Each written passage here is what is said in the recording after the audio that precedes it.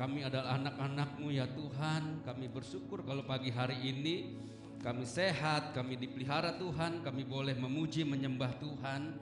Kami mau menerima kebenaran dan pesan-pesan firman-Mu. Roh Kudus bekerja memberkati kami, mengurapi kami.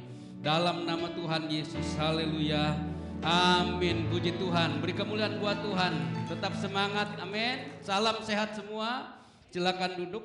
Kita sudah belajar tentang bagaimana kita dibutuhkan suatu pembongkaran untuk mengetahui kondisi hati seseorang. Artinya apa? Hati kita terus dibangun supaya Tuhan terus menyelidiki hati kita.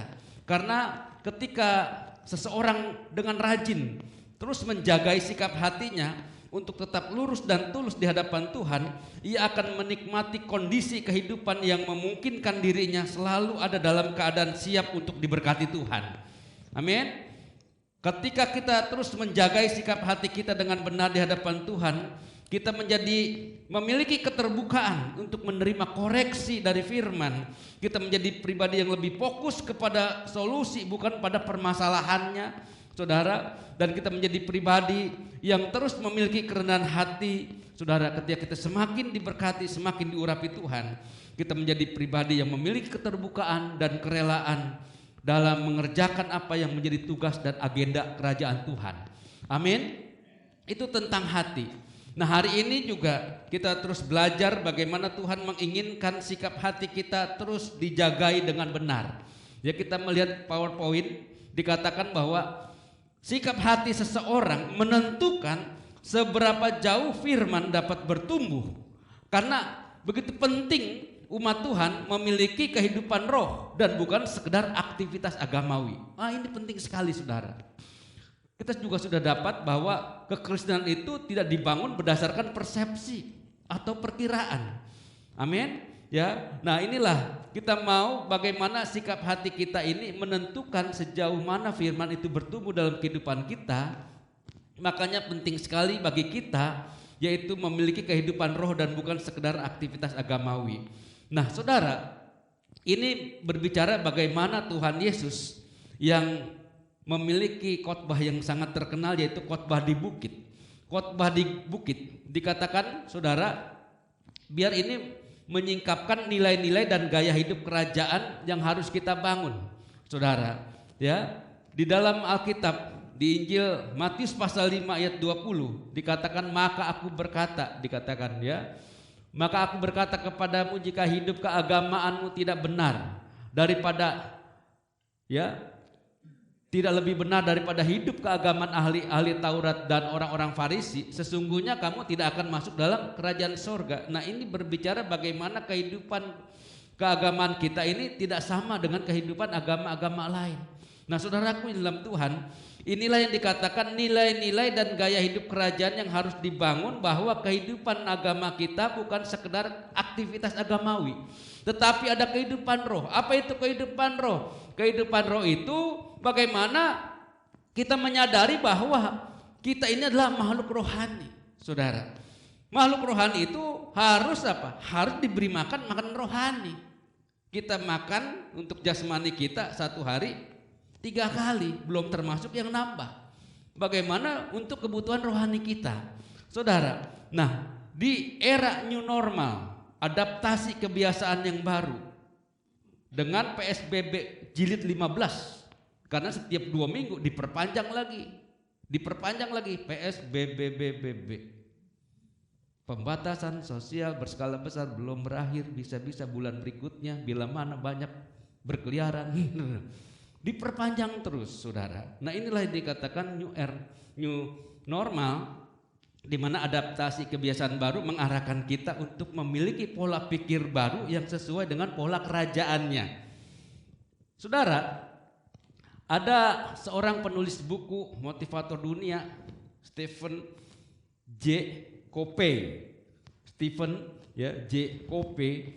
Dia adalah seorang motivator dunia yang luar biasa. Dalam bukunya bagaimana prinsip 90/10. Apa maksudnya? Nah, 10% dari kehidupan kita ini ditentukan dengan fakta atau kenyataan yang kita alami setiap hari. hanya 10% membentuk kehidupan kita, fakta atau kenyataan.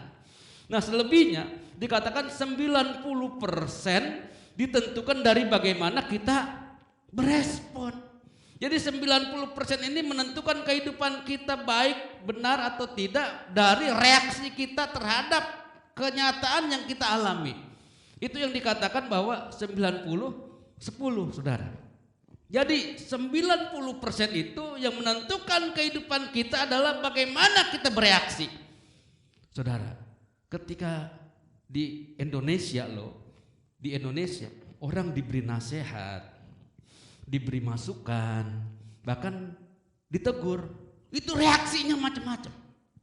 Dengan adanya PSBB ini, ada razia masker, orang cuma ditegur aja, kenapa nggak pakai masker? Dia marah, bahkan petugas dilawan.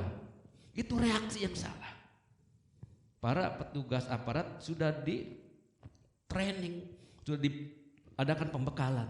Orang lagi emosi, diamin dulu. Dia pulang, malamnya baru diciduk, dibawa kantor polisi. Akhirnya kan berurusan. Yang tadinya, oh iya Pak, maaf saya lupa, saya salah. Udah selesai. Karena dia bereaksi, marah-marah. Akhirnya malamnya diborgol, dibawa ke kantor polisi. Kan jadi berurusan, di BAP. Wah, rumit saudara. Itu akibat apa? Akibat respon yang salah. Akibat reaksi yang salah. Nah saudara, kita anak-anak Tuhan, bagaimana kita berespon yang benar? Tentu kita harus juga menjaga hati kita. Amin. Anak-anak Tuhan di tempat ini ketika kita dinasehati, diberi masukan, itu bukan hukuman. Amin. Ketika kita dikasih masukan, oh puji Tuhan, terima kasih. Jangan bereaksi. Karena paradigma orang-orang Indonesia ketika dinasehatin, ketika diberi info, diberitahu maksudnya, dia bereaksi kenapa? Dia merasa dihukum, merasa dipermalukan. Itu paradigma kehidupan lama, saudara. Nah, kita kembali bahwa yang menentukan kehidupan kita ini 90% yaitu dari reaksi kita terhadap masalah yang kita alami. Hari-hari ini apa reaksi, apa respon kita? Ketika kita mendengar berita setiap hari update tentang jumlah yang positif corona. Aduh, kok di atas 4.000 lebih, 4.500, 4.800. Saudara, kita mau berespon yang benar. Kita melihat yang sembuh juga 4.000 lebih. Amin. Gitu, saudara. Kita respon yang benar. Ternyata yang sembuh juga jumlahnya ribuan. Amin. Nah, inilah respon yang benar. Kita jangan melihat yang negatifnya aja. Kita lihat yang positifnya.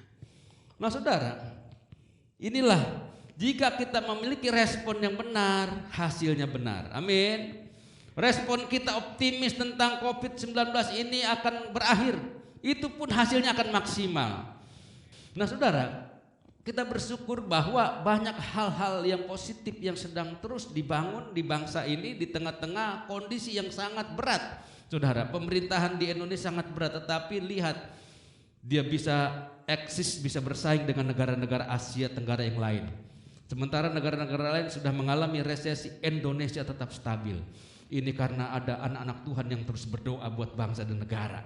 Amin. Nah, kita kembali bahwa respon kita harus benar. Ketika respon benar, hasilnya benar. Respon kita optimis, saudara, hasilnya maksimal. Nah, yang berikutnya saudaraku, padahal kita belajar bahwa hakikat manusia kita yang sesungguhnya adalah manusia rohani. Nah, saudara, bila kita terus berupaya setiap hari menumbuhkan keberadaan kita sebagai manusia rohani kita, maka kita akan kembali hidup dalam otoritas dan kuasa seperti yang telah ditetapkan dalam kitab Kejadian pasal 1 ayat 26, bahwa Tuhan menciptakan kita itu serupa dan segambar. Amin. Ini bukan hanya logika tetapi hati. Bagaimana kita menerima firman dengan hati kita. Kalau kita menerima dengan logika, nggak mungkin, saudara, kita serupa segambar. Saudara, Tuhan telah menciptakan kita serupa dan segambar. Amin. Makanya ketika kita terus menjagai sikap hati kita untuk terus menumbuhkan keberadaan kita sebagai makhluk rohani, Wah saudara, kita kembali kepada awal mula. Tuhan memiliki maksud dan tujuan menciptakan kita ini serupa dan segambar itu terjadi dalam hidup kita. Amin. Ya, saudara, bagaimana caranya? Wah, ini dia logika kita nih. Nah, saudara, pada akhir zaman ini, saudara, kemampuan untuk hidup dengan mengandalkan Tuhan, mengandalkan tuntunan Roh, ini menjadi sangat penting. Kenapa, saudara? Karena ini kita sedang ada di masa-masa atau di zaman akhir. Saudara, kadang-kadang logika kita dipermainkan. Ada yang namanya humanisme, ada New Age movement, saudara, yang mengandalkan kekuatan sendiri, nggak butuh Tuhan. Sehingga orang-orang di Eropa, orang-orang yang memiliki hak asasi yang sangat tinggi, saudara, disuruh pakai masker dia nggak mau karena itu melanggar hak asasi. Akhirnya tingkat penularan yang paling tinggi di Amerika 7 juta lebih, saudara. Kenapa? Karena dia merasa terganggu hak asasinya. Dia memiliki namanya prinsip humanisme, bahkan juga memiliki kepercayaan-kepercayaan apa yang menjadi keyakinan dirinya sendiri, saudara. Nah, saudara, kita membutuhkan bahwa betul-betul mengandalkan tuntunan Roh, karena ini sangat dibutuhkan di zaman akhir ini. Dikatakan Yohanes pasal 6 ayat 63 dikatakan bahwa rohlah yang memberi hidup, daging sama sekali tidak. Kenapa? Saudara, karena kita ini makhluk rohani. Kita membutuhkan pimpinan Roh Kudus. Saudara, kenapa? Kita harus menundukkan logika kita supaya Roh Kudus berperan dengan maksimal. Saudaraku, kita sering bepergian ke mall, supermarket. Kalau kita masuk ke department store, itu ada alat pemindai, saudaraku. Ketika kita belanja lalu lupa alat pemindainya, nggak dilepas di kasir, itu keluar pintu ada alat sensor. Lalu alat sensor itu berfungsi bunyi seperti alarm. Nah, saudara, kenapa? Karena alat sensor tadi melewati pintu tersebut. Nah, demikian juga ketika kita peka dengan pimpinan Roh Kudus, ada sesuatu yang mungkin menyimpang, yang tidak benar, itu Roh Kudus memberikan sinyal kepada kita supaya apa? Bertobat. Amin. Semakin kita mengandalkan tuntunan Roh, semakin kuat sinyal Roh Kudus itu bekerja. Ketika kita semakin jauh dari Tuhan, Roh Kudus itu tetap bekerja, namun kedagingan kita semakin tebal, sehingga apa? Enggak peka lagi terhadap tuntunan itu. Nah, saudara, bagaimana caranya? Yang pertama, kita harus mau melakukan apa? Penundukan logika kita. Kita harus menundukkan logika. Mengapa? Karena bila tidak menundukkan logika, logika ini akan menghalangi pekerjaan Roh Kudus dalam kehidupan kita. Amin. Saudara, logika itu penting. Makanya di Alkitab dikatakan berubahlah oleh pembaharuan akal budimu. Kata pembaharuan ini adalah berbicara bagaimana metamorfora, yaitu suatu perubahan yang tidak kembali lagi. Ada orang ikut KKR jatuh, dia pikir bertobat, nangis saudara. 1 bulan lagi, 1 bulan kemudian dia kumat lagi. Karena pertobatannya hanya di permukaan, bukan perubahan yang permanen, saudara. Dalam bahasa Inggrisnya apa? Renewing, renewing, ya, saudara. Saudara, jadi perubahan yang permanen, saudara. Nah, ini berbicara tentang perubahan hati, saudara. Karena kita hidup atau kita percaya bukan karena melihat. Kita hidup bukan karena berdasarkan fakta, tapi kita hidup berdasarkan firman. Amin. Kita hidup karena percaya, bukan karena apa yang kita lihat. Ini berbicara bagaimana kita mengenyampingkan logika kita. Kenyataannya seperti ini, Pak. Kenyataannya, Pak, ini kondisi lagi pelambatan ekonomi. Usaha-usaha di mana-mana sedang terjadi pelambatan. Tetapi ingat, tetap percaya kepada Tuhan. Amin. Artinya ketika kita percaya, kita sedang mengandalkan Tuhan. Banyak orang hari-hari ini, Bapak Ibu, saudaraku, udah nggak berdoa lagi. Kenapa? Dia udah merasa, aduh, doa dan nggak doa juga sama. Gitu, saudara. Kenapa? Udah nggak mengandalkan Tuhan lagi. Tapi jemaat Tuhan di tempat ini tetap mengandalkan Tuhan. Amin. Tetap berdoa, tetap melibatkan Tuhan. Ketika kita bangun pagi, jangan cari kopi dulu, saudara ya. Karena ada yang bangun jam 5 langsung ngopi. Saudara. Nah, saudara, kita datang kepada Tuhan mengucap syukur, kita berdoa. Artinya kita tetap percaya. Hidup kita hidup percaya bukan karena melihat. Kita hidup berdasarkan firman bukan berdasarkan fakta. Terus kita lanjut, saudara. Nah, saudara, dikatakan bisa saja kita menjadi orang-orang percaya yang setia, bahkan sudah melayani Tuhan, sudah mengasihi Tuhan, saudaraku. Apa yang terjadi bila kita tidak membuka diri untuk hidup di dalam pimpinan roh? Kita tidak akan mengalami penyingkapan dari Roh Kudus. Mungkin kita sudah orang yang suka senang sekali terlibat dalam pelayanan, bahkan maha hadir, saudara. Di kegiatan ini ada, di kegiatan itu ada, hadir terus, saudara. Tetapi kalau kita tidak dipimpin, dituntun, tidak mengandalkan pimpinan Roh Kudus tidak menyingkapkan hal-hal buat kita. Kenapa? Kita hanya menjadi orang yang rutinitas melakukan sesuatu, tetapi tidak mengalami impact atau tidak mengalami dampak dari kuasa Tuhan itu. Akibatnya apa? Kita hanya gigit jari. Kita melihat, menyaksikan orang diberkati, dipulihkan, bersaksi, saudara. Tetapi kita hanya melihat kesaksian-kesaksian, tidak menjadi saksi, saudara. Orang yang menjadi saksi Kristus, dia adalah orang yang mengalami pengalaman bersama dengan Tuhan. Amin. Kita mau menjadi orang yang bersaksi. Supaya apa? Supaya apa yang kita alami, kita mengalami pengalaman pimpinan roh, kita saksikan, dan itu bisa menjadi memberkati, membangun iman orang. Amin, saudaraku. Ya, nah lanjut, saudara, kita jangan hanya jadi penonton. Nah, logika baik, tapi harus tunduk di bawah tuntunan roh. Maksudnya apa? Saudara, ketika logika ini kita tundukkan di bawah tuntunan Roh Kudus, firman ini bekerja dengan dahsyat, saudaraku. Sehingga apa yang terjadi? Sebagai anak-anak Tuhan, orang-orang yang senantiasa hidup terus bergaul dengan Tuhan, saudara, hal-hal yang tidak diduga itu bisa terjadi buat kita.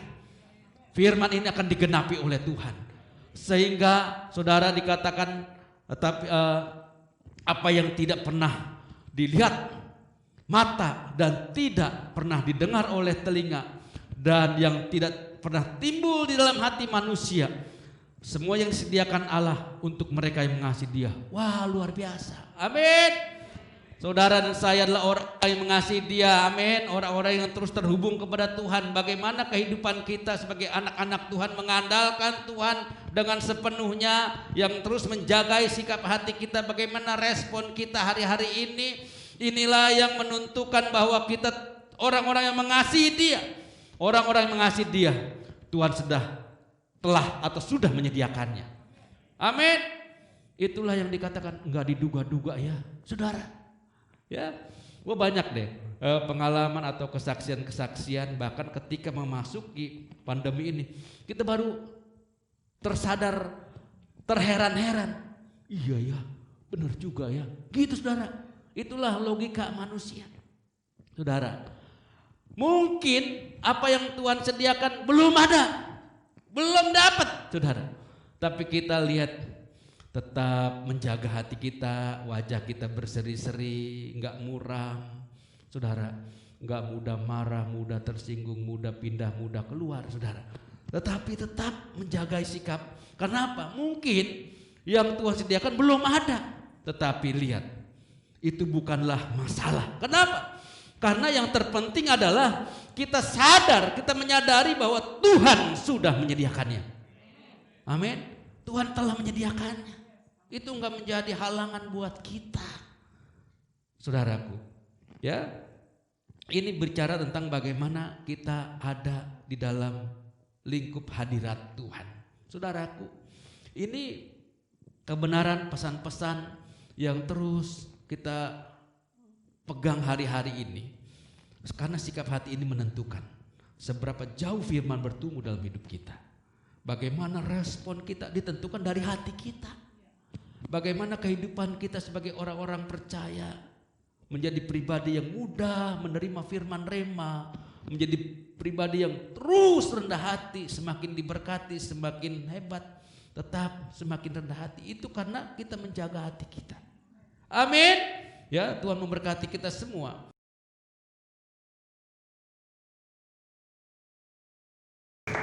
Berdoa, arahkan hati kita kepada Tuhan.